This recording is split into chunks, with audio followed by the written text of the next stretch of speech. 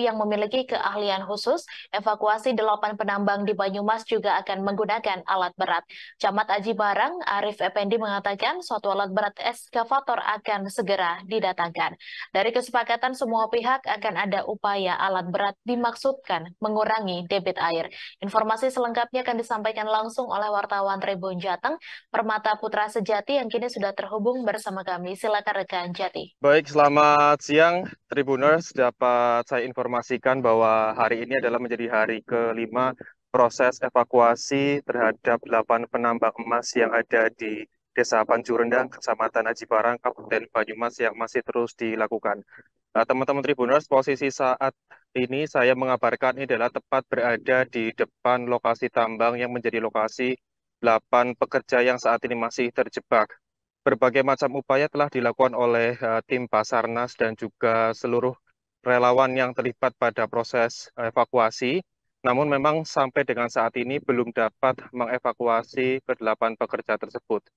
Untuk update hari ini, tim Basarnas terus melakukan penyedotan, utamanya adalah supaya mengurangi debit air yang masuk ke dalam lubang utama yang menjadi lokasi para 8 penambang ini terjebak.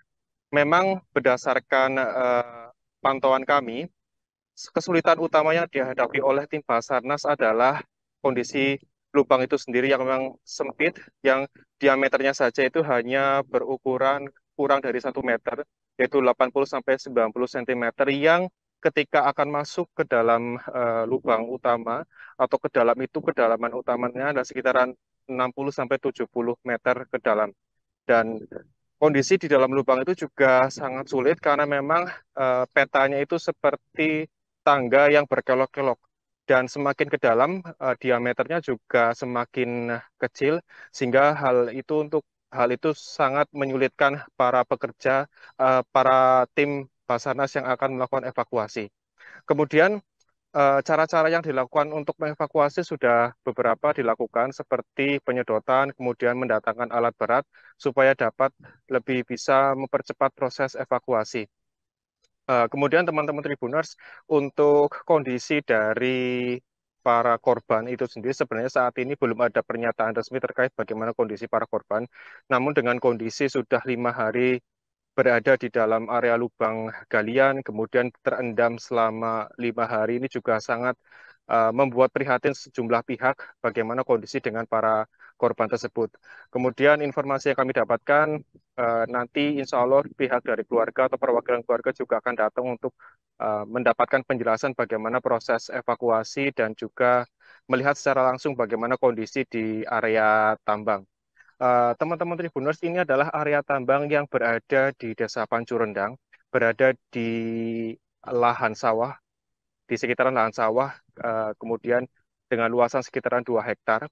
Di sini tuh ada kurang lebih 35 lubang tambang yang berada di sekitaran sini, yang setiap lubang itu mempunyai kepemilikan orang yang berbeda-beda. Dan lubang yang saat ini menjadi lokasi utama 8 penambang terjebak ini adalah salah satu lubang yang mempunyai tingkat penghasilan atau potensial emas yang paling besar di daerah sini. Ada 2 lubang utama yang menjadi proses evakuasi atau menjadi titik utama penanganan, yaitu yang dinamakan lubang Bogor. Lubang Bogor ini adalah lubang yang menjadi tempat utama 8 penambang terjebak, dan yang satunya lagi adalah lubang Kedondong. Kenapa 2 lubang ini saling berkaitan? Karena memang kedua lubang ini berdekatan, yang jaraknya itu hanya kurang lebih 15 meter. Soal penyebab utama diduga dari Basarnas menyatakan itu adalah karena adanya aliran air dalam di kedalaman 30 meter. Saat ada proses pengoboran, diduga para pekerja tidak sengaja melakukan pengoboran sumber air dalam yang berada di 30 meter di bawah tanah, yang menyebabkan aliran sungai atau aliran air yang berada di lubang Bogor dan lubang Bedondong ini terus mengalir deras. Selama 5 hari ini proses evakuasi, penyedotan itu terus dilakukan. Namun sayangnya perubahan penyedotan air itu berkurang hanya sedikit. Bahkan selama 5 hari hanya berkurang 4 meter.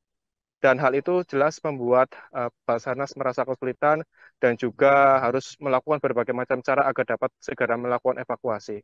Untuk proses evakuasi sendiri, tim Basarnas dilakukan selama 7 hari, dan mudah-mudahan selama 7 hari ini dapat membuahkan hasil. Setidaknya pihak keluarga menerima bagaimanapun kondisi dari keluarga mereka yang terjebak di sini dan dapat dievakuasi gitu dalam keadaan apapun. Seperti itu, Justina. Baik, terima kasih rekan Jati atas laporan Anda, dan Tribuners wartawan kami juga telah menghimpun wawancara dengan Kepala Kantor SAR Cilacap. Berikut tayangannya untuk Anda. Kalau terkait upaya evakuasi hari ini, Pak, ini ada penambahan personil, Pak, dari tim khusus ini, Pak. Ini seperti apa, Pak? Baik, terima kasih. Dalam rencana operasi untuk pelaksanaan kita hari keempat ini, kita menambah kekuatan lagi dari pasukan khususnya Basarnas, yaitu BSK Basarnas, sebanyak 10 orang. Ya, mudah-mudahan dengan tambahan tenaga ini dapat membantu mempercepat dalam pelaksanaan operasi. Ini tugas khusus dari pasukan khusus ini seperti apa, Bapak? Baik, mereka membawa peralatan-peralatan yang cukup canggih lah ya kalau istilah kitanya, karena bisa untuk memantau atau memonitor kondisi-kondisi kedaruratan.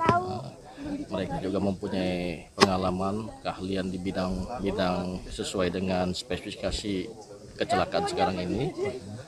Itu yang utama, kita terbantu ya, minimal menyumbang support tenaga, pemikiran untuk kita sehingga dapat mempermudah kita dalam pelaksanaan operasi SAR hari keempat ini. Mereka memang sudah terbiasa dengan kondisi-kondisi yang seperti ini, Pak? Sudah biasa kondisi-kondisi, karena mereka juga hampir seluruh Indonesia ada kejadian-kejadian mereka melaksanakan opsi-opsi lainnya. Terima kasih sudah nonton, jangan lupa like, subscribe, dan share ya.